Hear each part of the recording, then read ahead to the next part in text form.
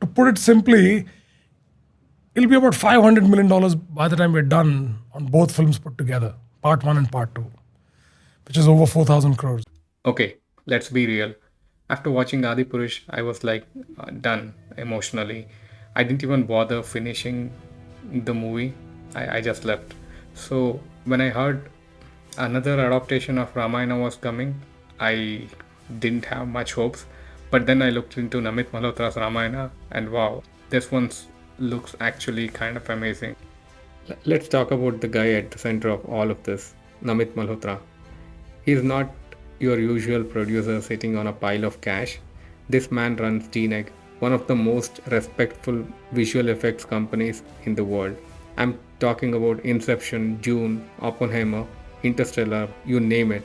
And get this, he's calling Ramayana his life's mission, a culmination of everything he has done in 30 years of cinema. That kind of personal stake, that's what giving me hope. This isn't some PR vanity project. This guy seems like he wants to get it right. Also, the budget $500 million for part 1 and part 2 combined. That's over 4,000 crore rupees. And yet he says it is still cheaper than the Hollywood's biggest hits. Just way more efficient. Now let's talk about the cast. And honestly, this is where I felt both surprised and satisfied. Ranbir Kapoor as Sriram. Look, this guy has the stillness, the presence, and finally no six-pack drama. Sai Pallavi as Masita. This one, it's perfect. Her eyes do half the acting. And Yash as Ravan. Yes, the man already looks like he rules three worlds. He can make Ravan look powerful and complex. I'm so glad they didn't go with someone too obvious or overhyped. Sai Pallavi as Sita honestly feels like a divine casting. She has grace, vulnerability, and strength. No filters needed. And then we have got Sunny Deol as Hanumanji. That's going to be wild. Imagine the sheer volume. Ravi Dubey, Arun Govil, Lara Datta, and others like Rakul Preet Singh as Shurpanaka. What's clear is they have gone for emotionally compatible casting, not just pretty faces or big names. And now coming to the most exciting part.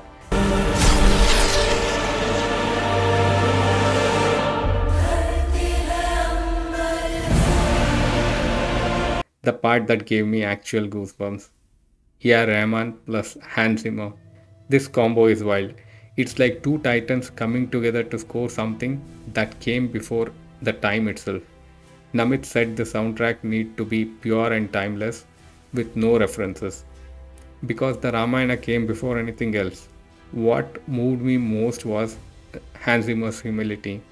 He said stories like this don't need any explanation. They just demand our best. Let's be real. We are all a little scared after what happened with the last few mythological CGI spectacles. But when the first glimpse of Ramayana dropped, it was surprisingly calm, sacred, and sculptural. And honestly, that's what stood out.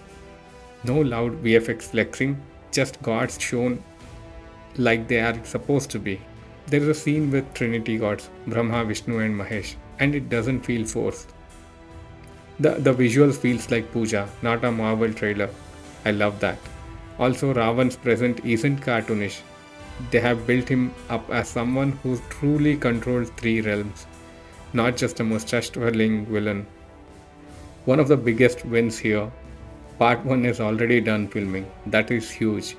They are using live action with enhanced VFX, kind of like what you see in high end game intros, not full fantasy but grounded with CGI support. Thank God they are not trying to animate the whole thing.